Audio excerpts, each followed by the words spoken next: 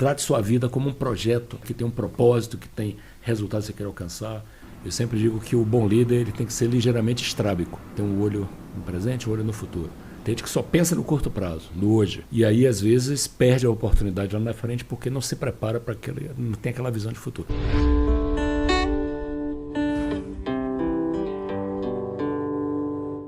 Olá, seja muito bem-vindo a mais um episódio do podcast Empreendedor Estoico, um podcast onde a gente traz histórias de superação de empreendedores, gestores, que vão te trazer essa luz de como superar momentos difíceis, que passaram por inúmeros momentos que quando a gente vê eles lá em cima, como eles estão hoje, a gente acha que foi fácil, mas aqui é sobre a gente entender esse lado difícil de tudo isso. E hoje eu tenho uma honra enorme de ter aqui comigo César Souza, autor de mais de 9 livros, best-seller, CEO da Empreenda, empresa que traz estratégia no mercado corporativo brasileiro e um grande nome, uma grande referência. César, meu querido, prazer enorme tê-lo aqui, obrigado por ter vindo. Alegria estar aqui com você. E que delícia, hoje 2 livros aqui, dos 9, né? Você merece uma segunda chance e você é do tamanho dos seus sonhos. Esse livro aqui me impactou lá atrás, acho que é época de faculdade. Que ano que ele foi lançado? Ele foi lançado em 2003. 2003. Então essa daí é uma edição que foi feita quando ele completou 15 anos, em 2018. Foi a última edição, teve um prefácio aí fantástico do Osiris Silva, fundador da Embraer, porque a Embraer e ele próprio são personagens aí do livro, né? Eu contei a história do sonho do Osiris, quando era um garoto de 9 anos de idade, de produzir, fabricar e botar para voar aqui no Brasil o primeiro avião brasileiro. Foi assim que surgiu a Embraer. A Embraer não surgiu numa sala, nem numa reunião de PowerPoint, nem numa reunião de acionistas, nem coisa nenhuma. A Embraer, nem de investidores. A Embraer surgiu na cabeça e no coração de um garoto de 9 anos de idade, em Bauru, aqui no interior de São Paulo, que ganhou, no presente de aniversário dele, no dia que ele completou 9 anos, um tio voltou dos Estados Unidos e trouxe um Lego. Só que o Lego da época, 1940 e pouco, era de madeira, arame, parafuso. Ele montou um aviãozinho, que o tio dele trouxe esse avião para montar em casa de madeira. Ele montou em casa, começou a brincar assim na mesa de jantar, com um aviãozinho, né? Que ele tinha acabado de montado rapidamente. Aí o pai dele disse: meu filho, o que você está fazendo? Estou botando esse avião para voar. Ah, que ótimo, meu filho, não sei o que lá. Papai, me leve numa fábrica de aviões. Eu gostaria de ver como é que se fabrica um avião. O pai disse: meu filho, eu só conheço que tem fábrica de avião na Inglaterra, no Japão, nos Estados Unidos. Papai não tem condição de levar. Papai, então eu vou fabricar o primeiro avião que vai voar de verdade aqui no Brasil. Isso com quantos anos? 9 anos de idade. 9 anos de idade. E dito se fez. E a partir daí ele foi estudar curso de aeronáutica, entrou na aeronáutica, né? Virou tenente-coronel da aeronáutica, e trabalhou bastante, lutou muito, pegando fuselagem antiga de avião na época da VASP, não sei o que, na Barra do Martelinho foi montando. Depois desenvolveu o Bandeirante, foi o primeiro avião que voou aqui em São Paulo, no Campo de Marte. Olha. Em 1968. Que incrível. Foi o primeiro avião que voou brasileiro, e depois do Bandeirante saíram vários outros aviões, e hoje é a terceira maior empresa de aviação comercial do mundo. Só perde para Boeing e para Airbus. Que espetáculo. Então, essa é a história. São histórias como essa que você é do tamanho do seu sonho. São histórias como essa que eu conto. Conto a história aí da Natura também, uma conversa com o Luiz Seabra, conto a história da Magalu, Magazine Luiza, conto a história do Edson Godoy Bueno, quando fundou a Mil lá atrás. Que Edson Godoy Bueno era um engraxate. Então, de engraxate, ele sonhava em ser médico. Batalhou, até que entrou na escola de medicina lá no UFRJ, no Rio de Janeiro. E sempre sonhando em entrar nesse área de medicina. E daí ele criou a Mil, que virou uma empresa mega, né? Bilionária. Foi vendida por 10 bi. Né? Muito incrível. E aqui agora eu quero saber a história do César Souza. Dos sonhos do César Souza. O seu sonho do César Souza. Olha, minha história é cheia de momentos interessantes, né? Bem peculiares. Minha história começa assim, começa com meu pai era pescador, em Boipeba, ali no interior da Bahia, no sul da Bahia, né? Perto do Morro de São Paulo. Que hoje está super em alta essa cidade aí. A cidadezinha está em alta, é uma cidade fantástica. Eu espero que não poluam muito a cidade.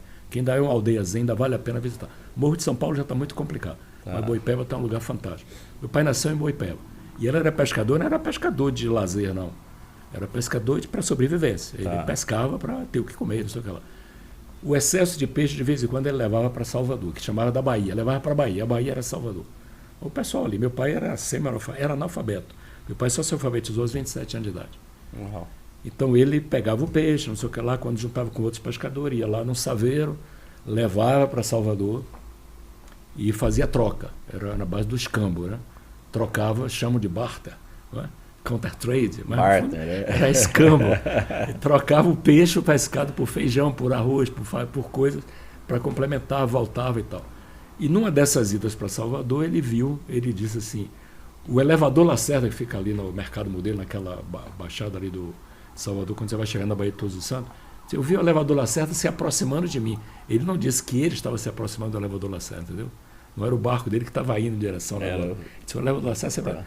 E aí resolvi descer do barco e ir na cidade. E fiquei na cidade, olhei ali, passei uns dias ali, entrou numa farmácia para conhecer o negócio, encontrou uma balconista numa farmácia, na Rua China, em Salvador, já na Cidade Alta, Salvador. Uma moça loura, descendente de alemães. Então meu pai era assim, era bem mestiço, né? Descendente, segundo ou terceiro grau, de indígenas, analfabeto até aquela época. De repente ele entra numa farmácia e se encantou com uma moça descendente de alemã, loura, olhos azuis e tal. E casaram. Era um casamento improvável. Olha só. E eu sou fruto desse casamento improvável. A minha mãe, Dona Wanda, que era uma balconista de uma farmácia lá na Rua Chita. Então era assim, uma família bastante humilde. Eu nasci aí, num bairro bem humilde lá em Salvador. Então meu pai sempre queria progredir na vida e tal. Ele se alfabetizou em inglês antes de se alfabetizar em português. Interessante, por quê? Porque ele casou com ela, tal, eu nasci, depois um irmão, depois uma irmã e tal, e ele começou a procurar emprego mais fixo, né, que não queria mais aquele negócio de voltar para Boipeba. Acabou trabalhando numa loja chamada A Lâmpada. A Lâmpada era uma loja que vendia equipamentos elétricos, luminosos, não sei o que lá, naquela cidade baixa. Nessa época, 1950 e poucos, né, pós-guerra, ainda tinham navios americanos que a Bahia, o Brasil foi ponto de escala, né, de navios que iam para Natal, no Rio Grande do Norte, que vinham não sei o que lá, que iam para a África, etc. Navios americanos sempre iam lá, e os navios, às vezes, um desses entrou nessa loja onde ele trabalhava, como balconista, entrou para comprar material elétrico. E ele viu os caras falando inglês, e ninguém na loja falava inglês. E era por gestos, o cara apontava ali, ele disse, pô, eu vou aprender essa língua. E começou a comprar aqueles discos de 78 rotações, que tinha um buraco enorme no meio. Sei. E aprendeu, se matriculou num curso por correspondência, veja só. Hoje caramba, já existia isso nessa época? Hoje chama de EAD, né, não sei o que lá. E eu me lembro que em casa, eu garoto ainda, engateando, não sei o que lá, quer dizer, ele conta, depois a gente viu os discos lá, ele recebia, uma vez por mês, 1 ou 2 discos daquele, botava numa vitrola para tocar e começava a aprender. The book is on the table, né? This is a pencil, this is a fork. Aprendeu o básico em inglês. Se alfabetizou, então, mais em inglês. Olha, e começou a atender. E daí virou um cara gerente comercial. E virou diretor comercial. E depois foi trabalhar numa empresa de automóvel. Então, a carreira dele foi... E ele foi subindo semi-analfabeto ainda em português? Aí, não, mas aos 27 ele aí foi aprender português. Se alfabetizou em português, fez o curso primário, secundário, não sei o que lá. Mas não passou disso também. Eu fui o primeiro da família que fez um curso já superior, de formação superior. Aí ele, que honra, e depois virou um mega escritor aí com 9 livros ainda. Isso para mim foi um exemplo muito grande, não do empreendedorismo de CNPJ, né, porque ele não montou uma CNPJ, mas de empreendedorismo como um estado de espírito, que é o que eu acredito, eu sempre digo até hoje, né, ser empreendedor não é questão de montar uma empresa e tocar uma empresa. Ser empreendedor, uma dona de casa pode ser empreendedora. Sim. Um professor pode ser empreendedor, um médico pode ser empreendedor. É um estado de espírito, é uma forma de você pensar. Qual era a forma dele pensar? Era uma forma de inovação, é uma forma de ousadia, que ele teve uma ousadia muito grande em toda essa trajetória dele. Né? O cara baixinho, meio primitivo, casar com a descendente de alemã, que era... Quando de farmácia também não era lá nada na escala social muito elevada, mas era muito diferente daquele vinha. Daquele vinha e também, né, uma loira de olho azul. Ali, quer dizer, né? Toda uma coisa diferente, né? Então ele teve uma ousadia muito grande no casamento, teve uma ousadia muito grande de se capacitar, teve uma ousadia muito grande de se profissionalizar. E trabalhou como diretor comercial lá de uma revendedora de automóveis da Volkswagen. Então, o seu início aí da sua família, dos seus pais, já foi um início de superação incrível, início de superação, né? Incrível que me fez muita coragem, né? Valores, virtudes, o tanto que ele já trouxe isso dele. Foi daí que eu passei a acreditar muito o seguinte, que uma forma de transformação muito grande, de superação muito grande, é através da educação. E você realmente, foi daí que eu ganhei gosto, né? Por estudos, por tal. E eu, de tanto estudar, ler, eu acabei escrevendo um livro que deu super certo, o primeiro livro que você mostrou aí, O Tamanho dos Seus Sonhos, e a partir daí comecei a escrever outro. Entrei numa vida como consultor de empresas, quer dizer, já fui executivo de empresa, morei em Portugal 2 anos, morei nos Estados Unidos 11 anos, dirigi uma empresa em cada um desses países. Onde você morou nos Estados Unidos? Washington, na capital. Washington, tá. E eu tinha quer dizer, depois de 20 anos na vida executiva, eu resolvi montar minha consultoria, que eu voltei para o Brasil aqui, mas com uma pegada educacional muito forte. Então hoje o que a Empreenda faz, que é a minha empresa, né? A Empreenda já tem quantos anos? A Empreenda nós fundamos em 2001. Então sou eu, a Cristina, o Milton, nós 3 fundamos. Eles são 2 irmãos que tinham uma empresa aqui chamada Creative Works, uma empresa que trabalhava na área de marketing, propaganda, publicidade, etc. e tal. Eu voltei para o Brasil, morava no Rio, aqui, mas meus clientes estavam aqui em São Paulo, de tanto ir para lá e vir, conheci ambos, queriam uma ponte aqui em São Paulo, e fizemos uma parceria e juntos criamos a Empreenda. Então eles são sócios até hoje. Muito bom esse nome, Empreenda, né? Empreender é um imperativo, né? Eu poderia ter colocado César Souza Consulting. Mas peraí, que ano de novo? 2001. 2001. Tá, porque... Engraçado, eu escutei, não sei se é verdade, se não é, eles falam, eu sou empreendedor Endeavor desde 2013. E a Endeavor alega que ela que trouxe essa palavra empreendedorismo para o Brasil. Isso está registrado lá, em 2001 a empresa está registrada.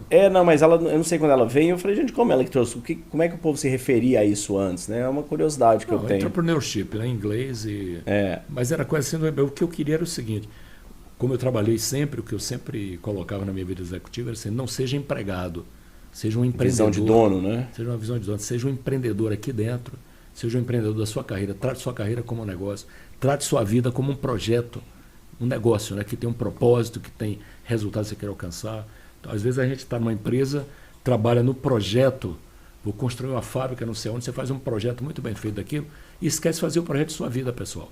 Nossa, muito bom essa aí. Eu trabalhei muito assim, quando saiu Você S.A., por exemplo, inclusive, esse livro foi capa da Você S.A. uma vez, acho que um reconhecimento da editora é isso, entendeu? Porque eu sempre dizia, não seja... Às vezes as pessoas ficam dentro de uma empresa brigando para ser o CEO.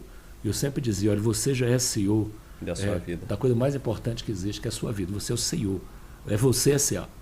Então, de tanto repetir isso, depois surgiu a revista Você S.A.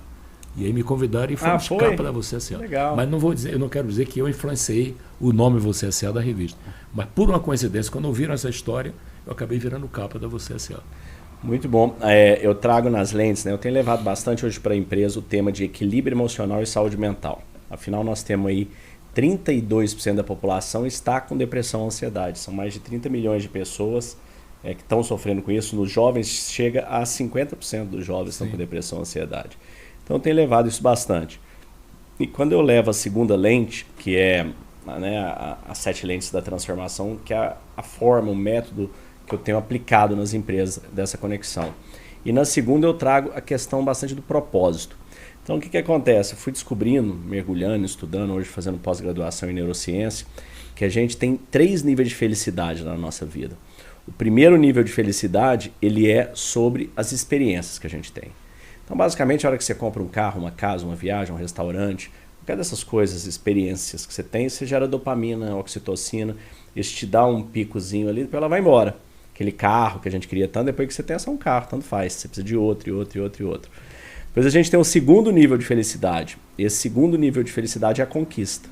Quando a gente abre uma empresa, ganha um prêmio, se forma, casa, tem filho, tudo isso que nos traz essa evolução como ser humano, também nos traz felicidade. Mas ela também é impermanente. Porque a gente não está feliz porque não formamos há X anos atrás. Precisa de mais e mais. E o terceiro ponto, que foi o que me conectou bastante com o que você trouxe, é quando a gente entende que a nossa vida não é sobre nós, é sobre as pessoas que a gente toca. É sobre o nosso servir. Então, quando a gente está numa empresa e a gente começa a entender que, cara, todas as empresas que existem no planeta existem para servir alguém de um produto ou serviço, sem exceção. Então, todas elas. Você fala, eu trabalho porque eu sou obrigado pelo paycheck aqui. Quando você entender que você trabalha para servir, e você vai servir, porque todo mundo serve. O Elon Musk, o cara mais rico do mundo, ele serve investidor, colaborador, funcionário, governo, família, filho, todo mundo. Então, mas quando você faz isso pelo paycheck, é no máximo o paycheck que você vai ter. Quando você faz isso pelo servir, com amor, com entrega, você vai conseguir ser muito bom nisso. O sucesso, o dinheiro passa a ser uma consequência. Então, quando eu virei essa chave, para mim, fui entender isso aí, e tenho levado isso nas empresas, faz total, é um ponto de total transformação. Porque a pessoa ela deixa de ser empregado, funcionário. Exatamente. E ela passa a entender que ela é empreendedora de si mesma e ela está ali para servir, ela vai ser melhor naquilo. Tem um propósito que é o de servir com S maiúsculo a uma causa, ou uma comunidade, ou um grupo de clientes, ou uma necessidade, ou a cura de uma doença, ou uma solução de alguma coisa. Quer dizer, eu acredito muito, né? Muito incrível. Você já traz isso há 20 anos, né? Eu trago isso há mais tempo até. Mas diria, por livro, né? No livro, que foi há 20 anos, sim, foi formalizado esse pensamento, mas eu sempre fui movido a propósito, né? Mesmo quando essa palavra não existia. Né? Quando era mais assim, era objetivo, era não sei o quê, foco no resultado, mas não é resultado, nem objetivo, é propósito, que é uma coisa muito maior. Dentro do estoicismo, né, à medida que a gente vai levando isso para as empresas, eu trago um tema que é uma frase de Sêneca, né, que não existe nada bom nem ruim. As coisas simplesmente são. É o nosso julgamento que as torna boas ou ruins. E a gente usa bastante esse pensamento para você influenciar a sua mente, a sua ação, quando você é impactado por um grande desafio, né, para não chamar de problema, porque não são problemas, são situações. Então eu queria escutar de alguns desafios da sua vida que você falou, cara, agora eu estou numa situação muito difícil. Quebrei, doença, relacionamento, essas que realmente te pegaram e você conseguiu virar aquilo e acabou sendo uma benção na sua vida. Olha, vários são os momentos, né? Alguns intangíveis, né, que são momentos assim, mais emocionais mesmo, de ter que vencer uma determinada situação. Então, eu me lembro que passar em vestibular foi um momento complexo para mim.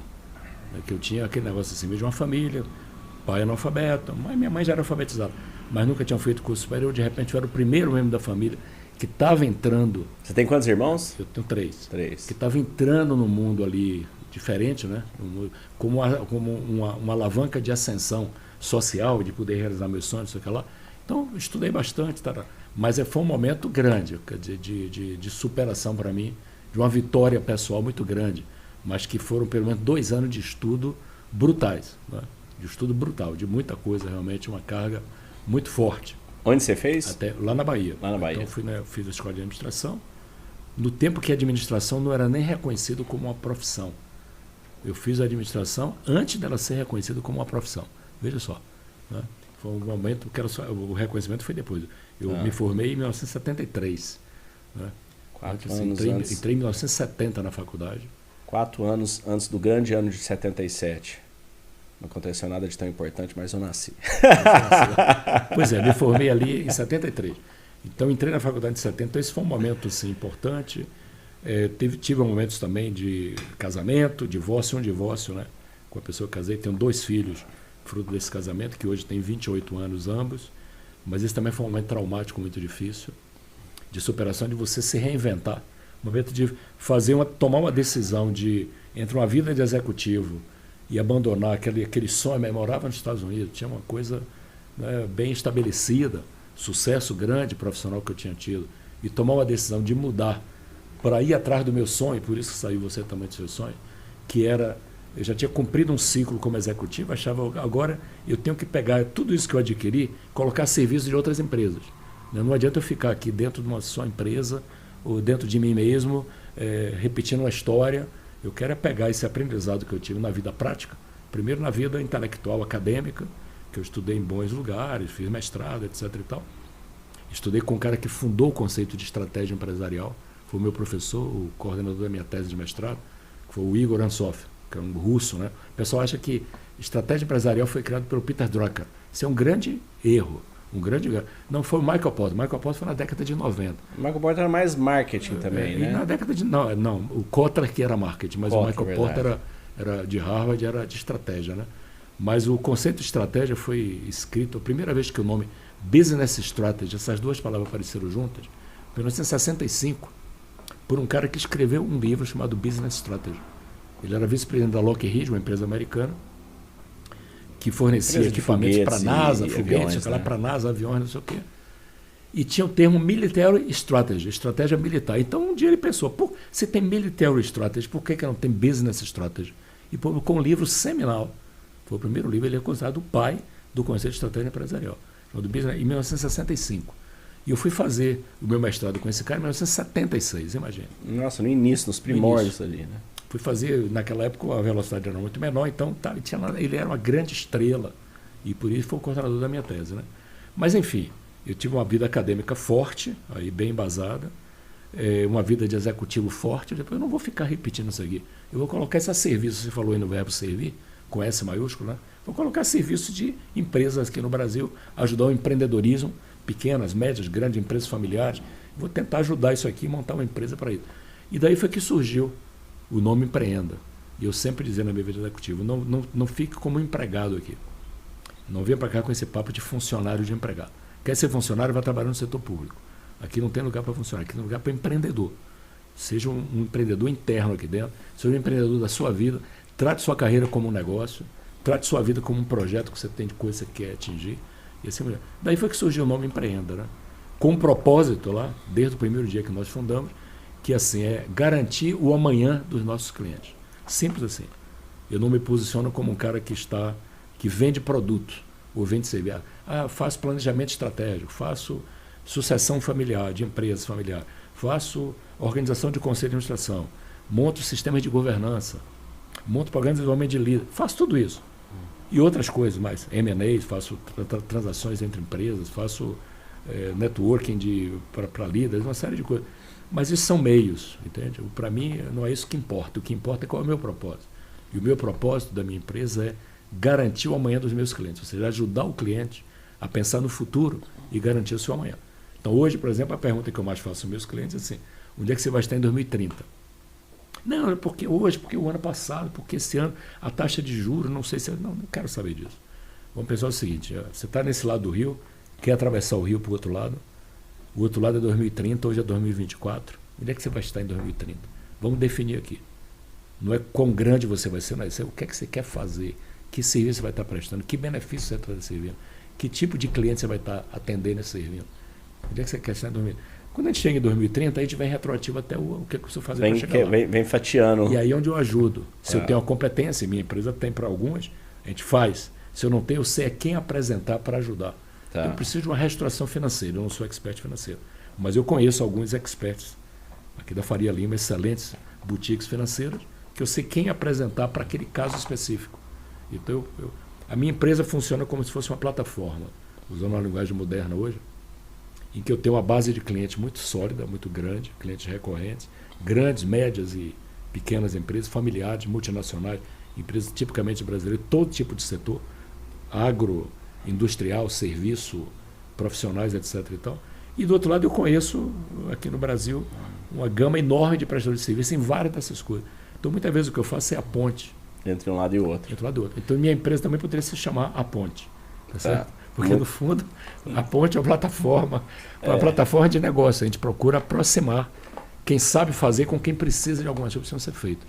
Esse é o espírito da minha empresa, entendeu? Muito bacana. Daí que surgiu o nome Empreenda. Dentro do nosso treinamento da Calma da Mente, quando a gente mergulha na terceira lente, eu trago bastante a questão como que você monta um time de alto desempenho, né? Todo mundo quer ter um time de alto desempenho, de alta performance. E como que você faz isso?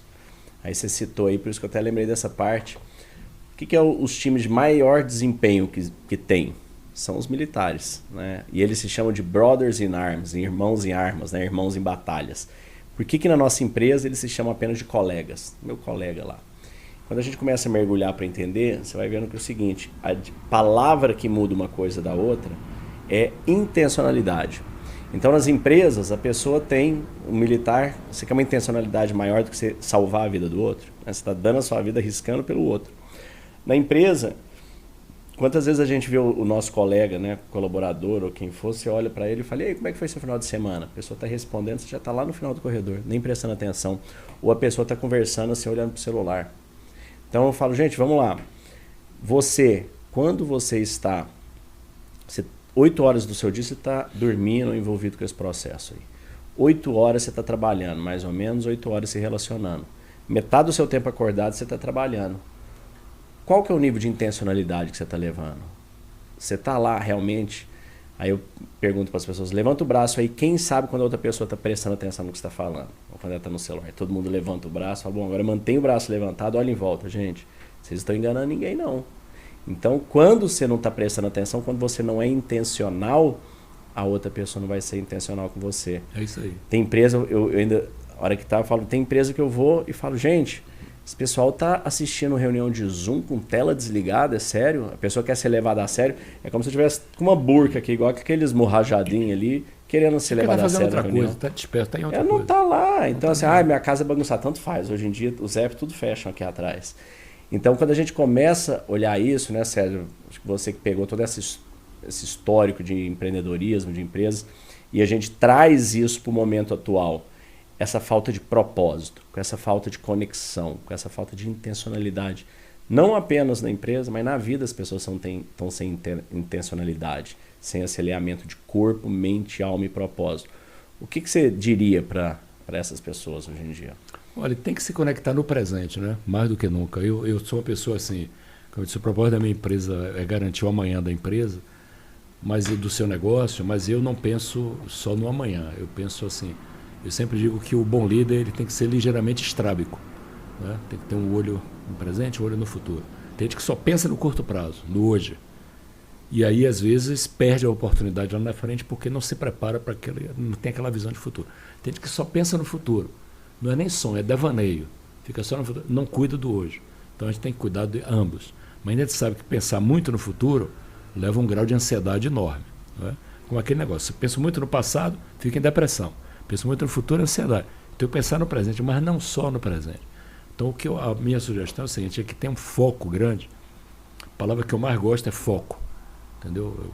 Para mim ela tem uma força muito grande, que é ter um foco no presente, mas ter uma visão de futuro também, para que o meu presente eu consiga construir a minha excelência no futuro através do meu desempenho no presente. Entendeu? Eu tenho que ter as duas dimensões ao mesmo tempo. Isso é que é muito difícil. Agora, não dá para só enfiar a cabeça no presente, nem enfiar a cabeça só no futuro. Tem que ter nos dois. Então, a minha sugestão principal é essa. Agora, não adianta esses mecanismos de fuga. O que eu acho que acontece com isso aqui hoje, né, com o celular, com tudo isso que a gente está vendo aqui, é um mecanismo de fuga muito grande e uma dissonância cognitiva muito grande. Então, eu entro aqui no Instagram. Aí eu vejo que tem um amigo meu que está esquiando lá em Aspen, Colorado, ou nos Alpes Suíços, e está no negócio, está correndo, está com uma garrafa ali de uma champanhe fantástica, não sei o que lá, e o cara está rindo, porra, que coisa linda, fantástica. Aí me dá uma dissonância. Porra, por que eu não sou? Eu estou aqui só porque todo mundo viajando, está todo mundo em Dubai, nas Maldivas, eu estou aqui só. Mas o que a gente vê é o seguinte, muitas vezes isso aqui é uma foto fake, a beça. Quer dizer, o cara está dando um sorriso, está se abraçando com alguém, está com uma boa bebida. O cara está infeliz pra cacete, mas está fingindo que está feliz para poder postar no Instagram uma coisa. Então, a gente está se iludindo, eu acho que a gente está vivendo um momento de ilusão muito grande, a partir de uma dissonância que a gente cria dentro de nós, entre o que nós somos e o que a gente gostaria de ser, não a partir de um desejo mesmo, mas a partir do que eu tento me espelhar nos outros. E isso é um horror. E aí eu começo a sentir um mecanismo de fuga muito grande, começo a dar mais importância ao virtual do que ao real. E eu desperdiço a vida, porque a vida não é virtual, a vida é real. Eu tenho que viver esse momento, mas eu não posso perder de vista essa visão de futuro, porque senão também eu tenho que me preparar para esse futuro. Né? Eu acho que isso aqui a gente tem que... Olha, que interessante, você trouxe aqui, eu comecei a fazer especialização, né, pós-graduação em neurociência, apesar de eu ser engenheiro e advogado. E eu fui entender, César, isso que você falou, você trouxe boa parte da explicação que eu fui entendendo ali. O nosso cérebro, o nosso corpo, ele tem 2 estados de espírito. Estado de guerra, que é o estado de defesa, e estado de criação. É igualzinho um país. Ou você está em guerra, ou você está em defesa. Se você está em guerra, você tem um general cuidando. Se você está em defesa, você tem um presidente. Ambos têm suas armas ali. Aí, o que acontece? Essa é a primeira parte do conceito. Segundo, vamos agora para o que você acabou de falar. Tudo que existe na nossa vida é o momento presente. Esse instante nosso aqui, ele é único. Cada segundo do seu passado foi vivido no momento presente. Cada segundo do seu futuro vai se tornar passado no momento presente, nesse instante. Só que a nossa mente, que é um software com hardware muito poderoso, que o principal objetivo dele é trazer energia e nos manter vivos e seguros, o que ela faz? Pum, ela vai para o futuro. Aí ela vai para o futuro e começa a escanear tudo que pode dar errado na vida do César. Saúde, finanças, relacionamento, economia, inteligência artificial, entra governo X, entra do governo Y. Isso vai acontecendo. O que ela faz? O seu cérebro, o seu general, que se chama amígdala dentro do cérebro, fala, puf, estou sob ataque. A hora que ele faz isso, ele fala assim, cara, enche seu corpo de cortisol, adrenalina, noradrenalina e te coloca em estado de luta e fuga. Antigamente, quando você era atacado por um predador, era perfeito, né? Que você fugia.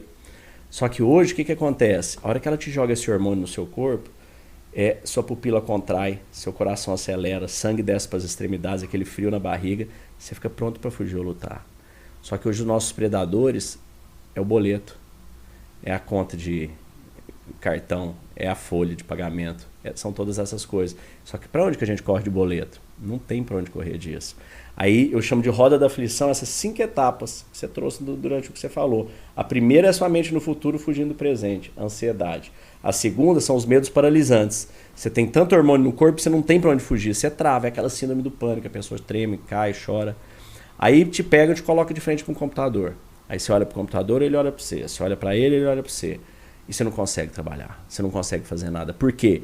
Porque nem tem como você conseguir. Você está cheio de hormônio no corpo, pronto para fugir. Seu foco está divergente. Você buscar rotas de fuga. Ele não está convergente. Aí você fica ali procrastinando. Eu falo que a procrastinação ela é prima da ansiedade. A ansiedade é somente no futuro fugindo do presente. A procrastinação é somente no presente fugindo do presente.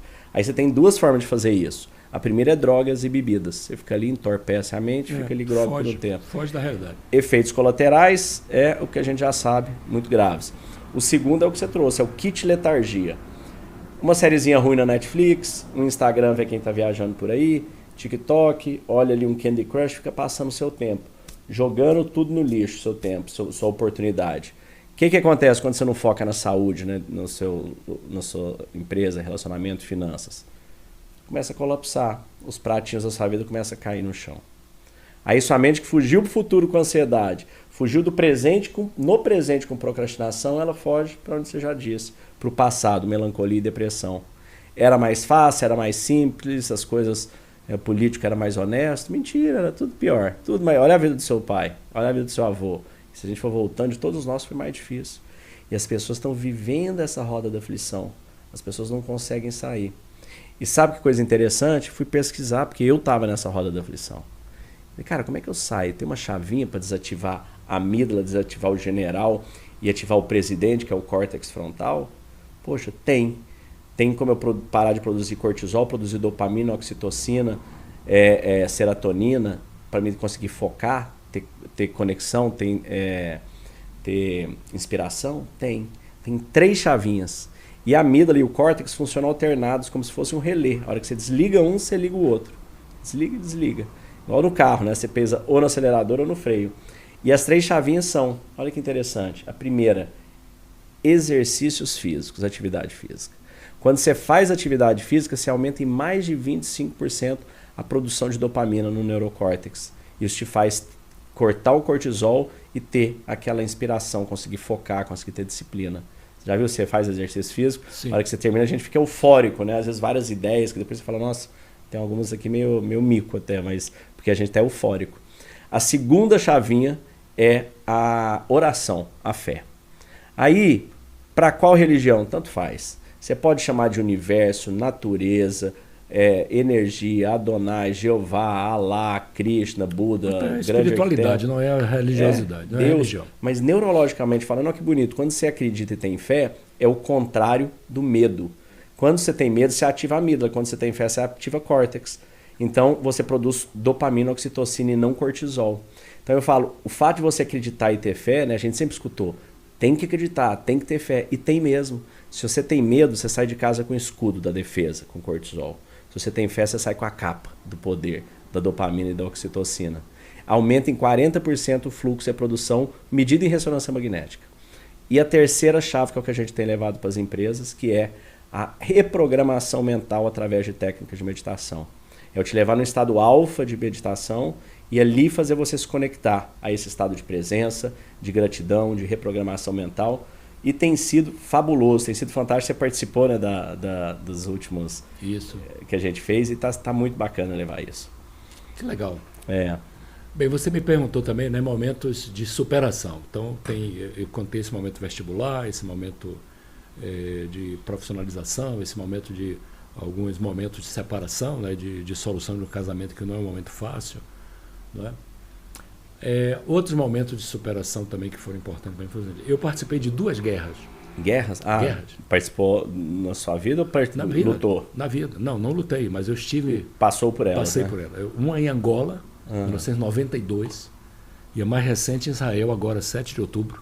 Mas você estava lá em Israel? Estava lá em Israel, em Jerusalém. Participei. Então eu sempre digo, eu já participei, já vi míssil... Peraí, que ano que você esteve em Jerusalém?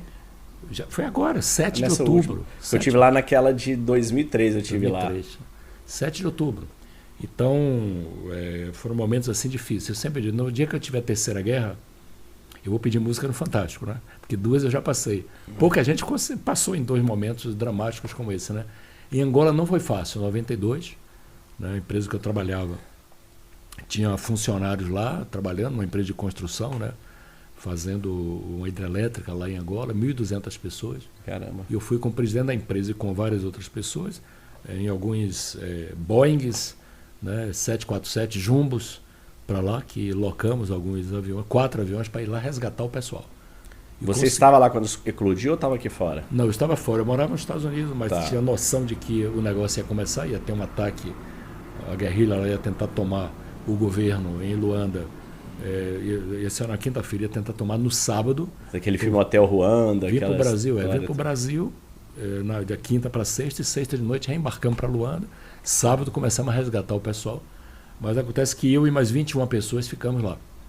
A gente não conseguiu voltar. Os aviões decolaram. Mas não deu logística, correria, não, aquela coisa? Não, porque na volta, no ônibus, no micro-ônibus que a gente vinha, a guerrilha atacou o micro-ônibus, matou o motorista. Tomou tiro, você estava dentro do micro-ônibus? E matou o motorista? E aí? O motorista, o ônibus virou, saímos, não sei o que lá. Caramba, você participou mesmo ali, foi aqueles filmes, né? Fomos para um quartel lá, um paiol de explosivo, imagine só. Os caras querendo tomar um quartel lá que era um paiol de explosivo. Né, você com os rebeldes capturados? Não, com o pessoal do governo, né? Eles conseguiram te salvar vocês ali da E os caras tentando tomar. Foi um momento, passamos lá alguns dias dramáticos. O presidente da empresa, inclusive, publicou um livro chamado 24 Horas, 25 anos em 24 horas, que naquelas 24 horas que passamos ali retidos, muita coisa passou na cabeça dele, ele acabou publicando todos os pensamentos. Isso foi um momento dramático. Né? Eu, durante algum tempo, comemorei aniversário de novo, no dia 2 de novembro de 92. Que eu digo, nasci de novo aqui, porque eu vi, nesse fim de semana lá em Luanda, teve cerca de 1.200 mortes. Eles estavam matando jornalista, tudo, né? Dentro do lugar onde a gente estava, vimos várias mortes ali, pelo menos umas 50 e tal. Não foi fácil, viu o pessoal sendo capturado, morto. Não foi um momento fácil, né? Um momento difícil, extremamente difícil. Para mim foi um trauma muito Vocês grande. Estavam com o governo da situação. Aí a E rebeldia estava tentando tomar. Mas a gente conseguiu sair, fomos para Namíbia, fugimos num bimotor, sob tiro dentro do aeroporto, tendo que andar em zigue-zague, correr em zigue-zague para subir. Você não escreveu um livro sobre isso, não? Não, mas esse cara escreveu, o presidente da empresa, o Renato Baiar. Então nós fugimos em zigue-zague, indo para a direção do avião, subiu o avião decolando, ainda pegar uma turbulência lá em cima de arrebentar, que eu digo, não sei o que dá mais medo. Se é o tiro que a gente está aqui levando nas costas, se é essa turbulência aí, num bimotor, no meio da África, saindo de Angola para Namíbia, imagina, né? Mas conseguimos pousar lá e voltamos no avião. Acho que um avião da Transbrasil na época. A Transbrasil ainda existia. Voltamos para o Brasil. Mas foi um momento traumático. Eu passei uns 3 meses fazendo um certo tratamento, né? De recuperação, de anamnésia da situação toda, para poder voltar para fora. Porque às vezes quando alguém batia na porta do meu quarto, às vezes uma moça que trabalhava lá para mim, eu já vinha de joelhos com as mãos para cima. Vinha literalmente assim? Literalmente eu vivia assim, foi o que eu vivi lá naquele momento. Né? Caramba! Ainda tive uma crise renal nesse momento que eu estava lá. Prisoners of War, né? Aqueles transtornos de... tive uma crise renal forte porque eu tenho um cálculo renal e não tinha água para beber, não tinha água potável, ainda tinha essa, não tinha água potável. Passei quase um dia, 2 dias sem tomar líquido nenhum. E aí comecei a urinar sangue. Então, vou ter uma puta infecção aqui, eu não sei se vou morrer de tiro ou de infecção renal. Loucura. Foi um momento duro, né? em Angola. Essa foi uma experiência. A outra experiência foi agora em Jerusalém, mais grave até, porque nesse momento em Luanda, na guerra de Angola, eu era solteiro, não tinha filhos, e era eu, by myself. Tá. Era by myself. Eu falei, sou eu, estou aqui, a responsabilidade é minha, o que eu faço aqui e tal. Em Jerusalém estava eu, minha mulher, filha, e um casal de amigos com uma filha, coleguinha da minha filha. Então tinham 4 mulheres, e a gente estava vendo, os problemas estavam acontecendo, né, com o Hamas, com as mulheres, porque lá coisas que não passavam aqui, né, mas nos celulares que tinham lá nas redes, eles próprios faziam questão de divulgar na rede as crueldades e os problemas que estavam acontecendo. Então, de um momento que não vamos olhar mais isso, né, dizer, vamos esquecer do problema aqui, vamos cuidar da solução, ninguém pode ficar doente aqui dentro, o problema está lá fora, a gente tem que cuidar da gente. Se alguém ficar doente aqui dentro, não tem médico, não tem hospital para ir. Isso tudo, né? Vocês estavam em Jerusalém. Em Jerusalém. Aí aquele ataque todo, ele iniciou em Jerusalém ou foi não, em Tel Aviv? Em Tel Aviv, no sul, ali perto onde estava aquele festival, mas no sábado de manhã, no estado de Israel, no país de Israel, foram 1.898 mísseis, numa manhã de sábado. E você vendo aqui no céu? Só 5 caíram, mas quando um míssil do Iron Dome encontra outro míssil, o impacto é muito grande, uma mega explosão. A porrada é grande. E teve um desses mísseis que caiu a 1.100 metros de onde estávamos, perto de uma mesquita, em Jerusalém. No momento que a gente estava embaixo, no quarto andar para baixo, né, num bunker. E vocês foram conduzidos pelos militares para se esconder os civis? Pelos próprios funcionários do hotel, né? Porque lá há um treinamento para esse sinal de mísseis. Sim, é um negócio O que aconteceu ali, porque não teve nenhuma grande casualidade pelos mísseis. A coisa, o Iron Dome realmente é um sistema poderosíssimo e de tirar o chapéu. O problema é que eles não imaginavam aquele ataque terrestre, de mais de 2.000 caras, e os assassinatos que estavam cometendo nos kibbutz, um pessoal mais indefeso. Ali foi o que eles não imaginavam, é que eles se prepararam, porque lá quando você tira uma licença para construir uma casa em Israel, parte da licença da construção tem que ser um bunker, ou é um subsolo da casa, totalmente blindado, com a laje de concreto forte, ou é do lado de fora, você tem um lugar para que você entra, e tem toda ali dentro. Isso faz parte, todo mundo tem um bunker lá. A construção da casa, uma casa de praia você tem um bunker, uma escola você tem um bunker. Tivemos num kibbutz, na véspera nós tivemos num kibbutz, 2 dias antes, não tivemos, num kibbutz, que num bunker tinha lá embaixo uma sala de aula para 30 alunos. O que é o kibbutz exatamente? O kibbutz é uma comunidade de lavradores, principalmente de pessoal agrícola, que se reúne numa cooperativa, até eu diria assim, meia socialista, né? Uma cooperativa onde é uma troca ali de eu cultivo isso, eu crio galinha, eu faço vinho, eu faço não sei o que lá. É uma comunidade autossuficiente, vamos dizer assim. Eu visitei um kibbutz lá na época, mas eu não entendi exatamente. Não, o kibbutz é isso. Tem escola própria ali dentro. Tem tudo próprio. Tem toda uma série de lazer, de vida social, de vida econômica. Tem o kibbutz é uma comunidade autossuficiente. É mais que uma cooperativa, né? Não, é realmente uma comunidade autossuficiente. Né? É um clusterzinho ali, é um feudozinho. Um kibbutz com 30 famílias, 50 famílias, o que seja. Nós visitamos um grande, ali perto do Monte Golã. Entramos lá, almoçamos no kibbutz, lavei prato no kibbutz para levar lá todo mundo. E entramos numa escola, assim, entramos num bunker do kibbutz. Onde é que é o bunker? Entramos no bunker, o cara veio lá, abriu e tal, nós entramos.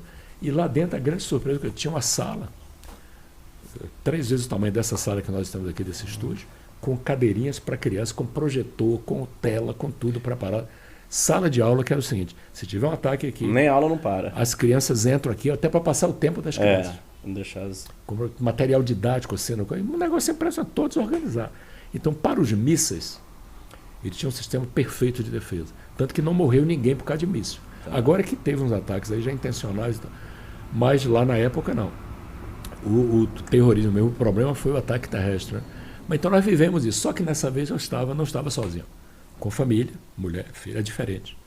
Tenho 2 outros filhos que não estavam lá, mas filhos, né? Tenho uma responsabilidade, uma vinculação emocional forte com eles, obviamente. Coleguinha da minha filha, um casal amigos que foi minha mulher quem convidou para ir. Quer dizer, nós sentimos responsável por 6 pessoas que estavam ali. E é bem diferente da coisa em Angola que eu estava... Também é outra coisa, né? A gente começa a pensar que o importante não é só a nossa vida, é o que a gente apresenta para os outros. No momento em que você tem outros que têm uma vinculação muito forte, que sua família está exposta também àquele perigo que está ali, né? Então foi uma experiência também tremenda. Agora, no momento eu estou numa terceira guerra. Né, que eu digo assim, quando eu estiver na terceira guerra, eu já estou na terceira guerra. É uma guerra interna, que é o seguinte, eu sou diabético. Né, há 25 anos que eu sou diabético. E há 12 anos que eu tomo insulina. 12 anos que eu tomo insulina. Eu comecei a tomar insulina no tempo que a ampola era de vidro, a agulhinha era de ferro, depois uma ampolinha ali, uma coisa, e agora é essa canetinha que é fácil. Mas eu estou, no momento, hoje, completa 3 de agosto para hoje, 18 de setembro. Mês, 10 são dias. 15 dias, 45 dias. Estou 45 dias sem tomar insulina. Por quê? Depois de 12 anos tomando insulina, porque eu resolvi declarar guerra à diabetes e guerra à insulina. E parar e vencer a diabetes. A minha guerra agora é uma guerra contra a diabetes, vencer a diabetes. Procurei uma pessoa aí que está me orientando, e um médico que é um nutrólogo,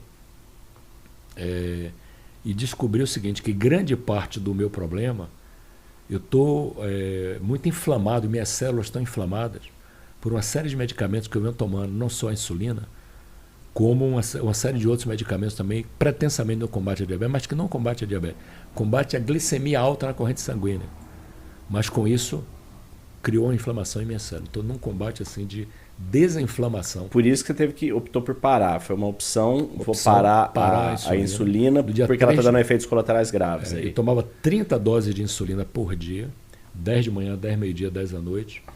Aí saí de 10, 10, 10 para 8, 8, 8, 6, 6, 6, 4, 4, 4, 2, 2, 2, 0, 0, 0. Então, no sábado, 3 de agosto, 0 de insulina. E a partir de lá, tenho mantido essa coisa. Não tem sido fácil, que eu tive que mudar muito meus hábitos alimentares, né, de completamente zero carbono, carboidrato. Zero carbono, tá? Tentei falar no carbono zero carboidrato.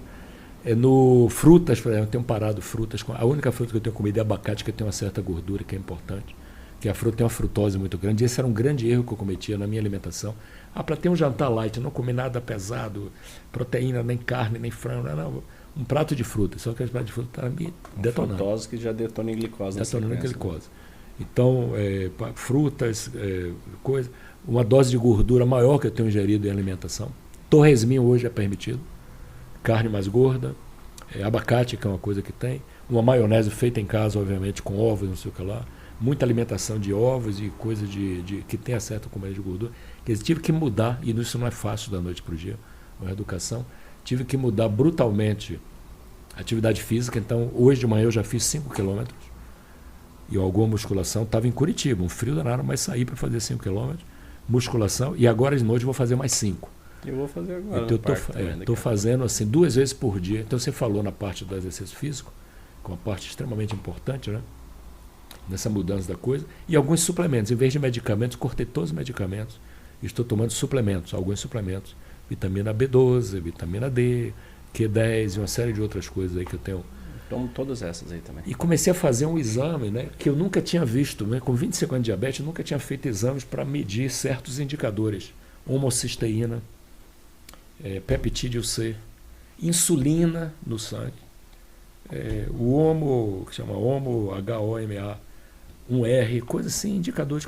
Quando o médico me pediu para eu fazer os exames, esse nutrólogo, eu fui lá, foram 37 frasquinhos. 37 frasquinhos. E ele veio com o diagnóstico, ele fez, olha, seu peptídeo C está ponto número 2. Você tem condição de vencer isso aqui. Você não precisava nunca ter tomado insulina. Você tomou insulina para combater um sintoma, que é quando o açúcar está na corrente sanguínea. Mas você tinha que tomar remédio, tomar suplementos e tudo, era para fazer o seu pâncreas produzir mais. Tá. Produzir mais. Mas você produz insulina. Então, e na causa, né? E não no efeito. E na causa. Então eu estou indo na causa, entendeu? Mas isso é um sofrimento, não é sido fácil. Então, passado 45 dias, é uma guerra. É uma guerra de hábitos de... Porque você fazer exercício uma vez por dia, tudo bem. 2 vezes não é fácil. Ainda mais para mim que tem uma vida de viagem muito intensa. De alimentação também não é fácil. Então hoje, por exemplo, eu viajo com um abacatezinho na mala. Porque eu sei que alguns hotéis que eu vou estar não tem um abacate no café da manhã. A maioria não tem. Abacate é mamão. Abacate. Porque abacate é difícil ter, né? Mas eu tenho que levar abacate.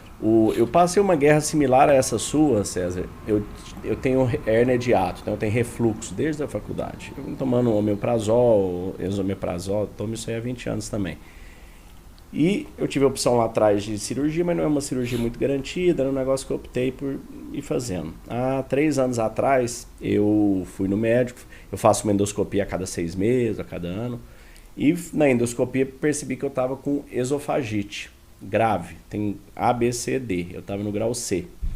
Ela, quando ela está no grau C para ir para o grau D, o que ela faz? Ela pode começar a mudar a função celular do esôfago, isso vira um câncer. E câncer de esôfago é muito difícil a cura. E então meu médico na época falou, Léo, você vai ter que parar, cortar bebida alcoólica, refrigerante, café, chocolate, qualquer coisa condimentada, chás. Eu falei, vamos começar pelo que eu posso comer, água, né? Água e alface. E foi muito difícil. E eu cortei, e foi na véspera do Réveillon de 21 para 22. Coincidentemente foi logo depois da época, depois a gente vê que não é coincidência, mas foi bem na época que eu saí da depressão, pós-Covid, que eu estava nessa busca espiritual toda. E eu falei, vou parar. E parei de beber, indo para um navio, para um cruzeiro, todo mundo, né, all inclusive, aquela coisa. Consegui liberar a cervejinha sem álcool apenas, foi ótimo. E parei, e fiquei sem beber 90 dias, meu esôfago recuperou, só que eu não voltei com bebida alcoólica, não voltei com refrigerante, diminuí a pimenta, esses condimentos bastante até hoje, e fui seguindo. Depois eu tive, no caminho de Santiago, que eu fui fazer agora em maio, eu coloquei na minha cabeça também, eu vou curar. Eu estava de novo, ela tinha piorado. E fui nesse foco de mentalizar, né? O que acontece é que a nossa mente, o nosso corpo, produz mais de 10 mil químicos, mais de 10 mil SKUs de produto. A maior indústria farmacêutica do planeta dentro de nós. Uma farmácia tem 2.500. E quando eu comecei a entender e a trazer esse foco, eu voltei curado. Fui fazer. Eu nunca tinha tido 0 de esofagite desde 20 anos de idade. Estava zerado. E teve uma outra experiência também com um amigo. Ele me ligou no início do ano e ele tinha sido atropelado. Nesse atropelamento dele, ele foi fazer os exames.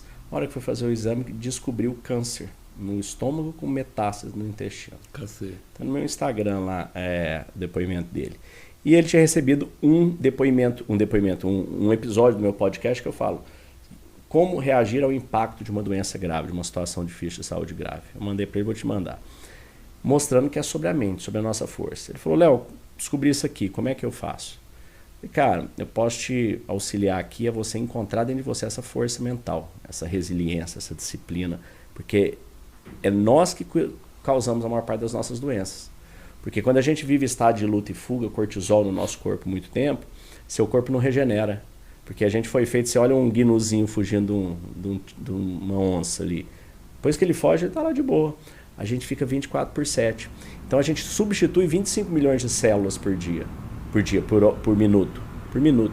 E quando você está no estado de luta e fuga, igual um país, quando está em guerra, ele não investe em educação, saúde, nada. A gente também não. Então você começa a ter esses problemas todos. Câncer, doenças autoimunes, todo tipo de doença. Seu corpo começa a não regenerar. Eu falei, cara, você vai começar a trabalhar essa mente em estado de meditação. A gente fez meditações juntos, ele continuou fazendo o tratamento, a químio, tudo. E eu falei, quando você quer vencer alguma coisa, quando você quer pedir para Deus alguma coisa, você não pede, você agradece. Você já se coloca nesse estado de espírito de gratidão. Então se visualiza onde que você vai estar quando você terminar isso aí, com quem que você vai estar. Olha onde que você vai estar, olha você comemorando, eu vou te mostrar daqui a pouco a mensagem. Ele se visualizou lá em Mykonos, na Grécia, com a família, me mostrou a foto da piscina, fez um desenhozinho, vai estar eu, minha mulher, minhas filhas, todo mundo aqui. E ele mostrou isso aí. E a gente fez junto essa meditação, vou te passar ela para você fazer, que é você concentrando sua mente ali, foi fazendo todo dia, na época das químicas, todo dia ele foi fazendo. 6 meses depois, ele me mandou uma mensagem de Mykonos, uma foto deles todos lá na piscina, que ele tinha conseguido se curar de um câncer com metástase. Cacete. É maravilhoso. Fantástico. Então, estou te dizendo isso porque eu, depois que eu entrei nesse mundo pesquisando, a gente encontra milhões e milhões de depoimentos, de casos. O Joe Dispenza, você tem que ler Como Ser Sobrenatural, livro maravilhoso, você já leu ele? Não. Você é o Placebo, leia esses 2 livros, vou te passar também. E você vai ver que como você trabalhando o poder da sua mente e agora fazendo o tratamento que você já está fazendo com essa força mental, já se você ficou para trás. E você vai ter uma vida muito melhor sem essa insulina. Muito melhor. Meu querido, tá uma delícia o bate-papo, sei que você tem seus compromissos. Queria que você deixasse as pessoas com uma mensagem para quem está querendo empreender, quem está desenvolvendo seus negócios. Uma indicação de um livro, além dos seus, e uma indicação, os seus também, né? Os seus mais outro. E uma indicação de um filme ou série que transformou sua vida. Olha, acho que a mensagem que eu gostaria de deixar é o seguinte: acredite e lute pelos seus sonhos. Acredite nos seus sonhos. Sonhos não envelhecem nunca, nem coloque os sonhos na gaveta, porque às vezes a gente tem um sonho, não, mas eu vou fazer isso para depois realizar o meu sonho. Isso é um auto-engano muito grande. Quer dizer, lute pelos seus sonhos, acredite e lute pela realização dos seus sonhos. Esse livro aí criou, assim, acho que ajudou a transformar a vida de muita gente também. Que recentemente eu tive aqui no Instituto JS. Mostra ele aí. Aí no final, esse livro aqui, ó, Você é o Tamanho dos Seus Sonhos. Essa aqui é uma capa já diferente, é de uma terceira, não sei quantas edições aqui, mas é de uma terceira editora, que o primeiro livro foi lançado numa editora, depois de uma segunda. Essa é a terceira na editora Record, no selo Best Business, e tem aqui um selinho comemorando 15 anos do livro. Esse aqui foi em 2018, que ele foi lançado em 2003. Então, quando ele tinha passado 200 mil exemplares, hoje já chegou a 250 mil. E é a principal mensagem dele: acredite nos seus sonhos, não abra mão, não abdique dos sonhos, da sua capacidade de sonhar, e não engavete seus sonhos, nem deixe eles envelhecerem. Os sonhos não envelhecem nunca. E lute pela realização deles. Eu acho que isso aí é uma mensagem importante. Bacana. Acho que essa é a essência do empreendedorismo. O empreendedor é um sonhador, só que você não pode descolar da realidade. Com a cabeça nas nuvens tem que ter os pés no chão, senão o sonho vira devaneio. Sim. E devaneio leva a um pesadelo. Então você tem que saber o salto que vai dar, como dar, e lutar sempre num calendário, de o que é que eu vou fazer hoje, amanhã, depois, o que lá. Tentar construir realmente a realização do seu sonho, que eu acho que é importante. Essa é uma coisa. Filmes tem vários, né? Mas tem um que eu adoro, que é o Invictus. Lindo. O Invictus do Nelson Mandela, ele tentando a reconciliação do país, quando ele se elegeu presidente, depois de 27 anos e 8 meses preso lá numa cela. Sabe como que ele falou que conseguiu ficar 27 anos preso? Que ele tinha um livro Meditações com ele, o livro do imperador romano Marcos Aurelius, que é para mim a base histórica, que foi o livro que quando eu li, eu saí da depressão e que foi o que me trouxe para estar aqui hoje nesse podcast. Então ele, acho que esse é um filme importante, porque mostra, a gente começou aqui no início falando de propósito, né? O propósito que ele tinha, porque o pessoal mais radical da ala do ANC, né, do partido lá, que tinha ganho as eleições, queriam um apartheid ao contrário, queria que os negros, depois que assumiram o poder, expulsassem os brancos lá da África do Sul e fizessem. E ele disse: não foi para isso que eu passei 27 anos preso, nem lutei para me eleger presidente. Eu não vou fazer um apartheid às avessas. Eu tenho um propósito, e o meu propósito é a reconciliação nacional, é a construção de democracia livre, eleições livres, e construir aqui a reconciliação nacional. E realmente ele foi maravilhoso. E esse filme mostra ele como é que ele usou o esporte, eu gosto muito de esporte, obviamente, como uma ferramenta para promover a reconciliação nacional. Então, eu acho que esse é um filme lindo. Esse filme vale como por um MBA em liderança, né? Eu acho que esse é um filme. Em termos de livro, também tem vários. Eu gosto muito da Coragem de Ser Imperfeito, né? Brené Brown. Eu gosto muito de um livro do Jim Collins, que é Por que as Gigantes Caem. Sim, eu acho que esse é um livro também importante, né? Para quem está no mundo executivo, Por que as Gigantes Caem, que mostra assim que o que faz com que uma empresa tenha uma ascensão e depois uma queda muito grande não são os aspectos de mercado, nem financeiro, cultura, nem tecnologia, é a cultura. São as pessoas, a atitude das pessoas. É muito assim, a arrogância, é a fuga da realidade, é a aversão ao risco, quer dizer, não é aversão ao risco, é a negação de riscos, a negação das coisas,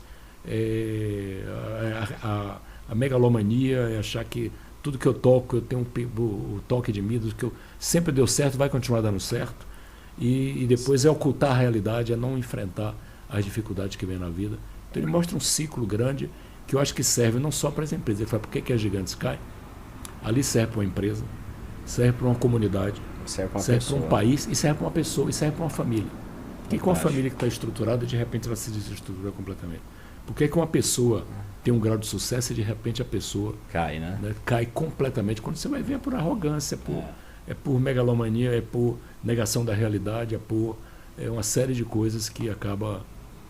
né, e eu vejo às vezes isso acontecer com pessoas, empresas, famílias e comunidades e países. Né?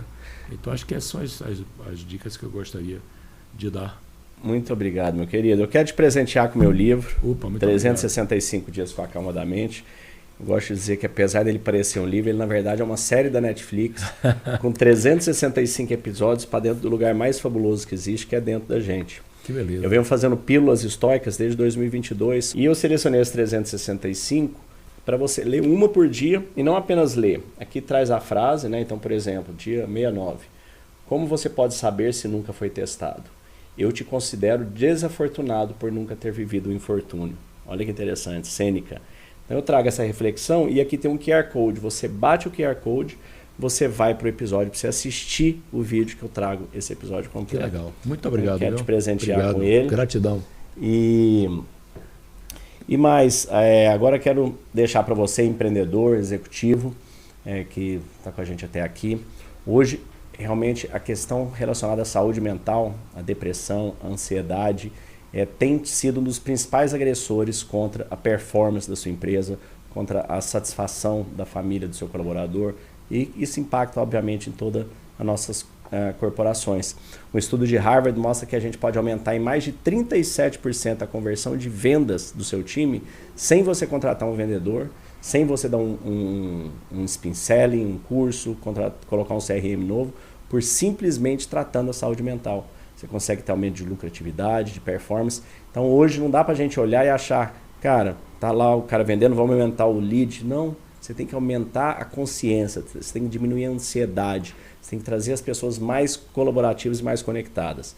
Então hoje eu tenho levado esse propósito da Calma da Mente, agora nós estamos levando isso, fazendo um treinamento com o governador Zema e com todos os seus secretários. Já fiz para a Polícia do Estado de São Paulo, para o BOP e para algumas das maiores empresas do Brasil, empresas Endeavor, empresas do IPO, tenho feito retiro para líderes. E se você quiser quiser conhecer um pouco mais sobre o nosso programa, entre em contato através desse link ou no Instagram, Léo Simão Estoico. Qual que é o seu contato, César, para as pessoas entrarem em contato? Olha, o meu principalmente eu tenho no Instagram, que é o arroba, né? É César Souza Empreenda. César com S, Souza com Z, Empreenda com 2 E's. Né? César Souza Empreenda. Ótimo. Eu acho que é o principal. Tem o meu e-mail também, o meu WhatsApp, mas o principal contato já também. Entra por lá. Via o Instagram, entrando no Instagram está resolvido. Beleza. Então é isso, nos acompanhe. E se você gostou desse episódio, compartilhe com seus amigos. Te desejo muita abundância e paz. Fique com Deus. Se você ainda não trouxe os treinamentos da Calma da Mente para sua empresa, fica o convite. Entre em contato pelo e-mail leosimão@meditaçãoestoica ou pelo meu Instagram, Léo Simão Estoico, que eu e minha equipe teremos enorme prazer em agendar uma reunião, te explicar como funciona, para que você também venha a participar desse movimento de pessoas mais saudáveis mentalmente, maior performance, uma vida mais significativa.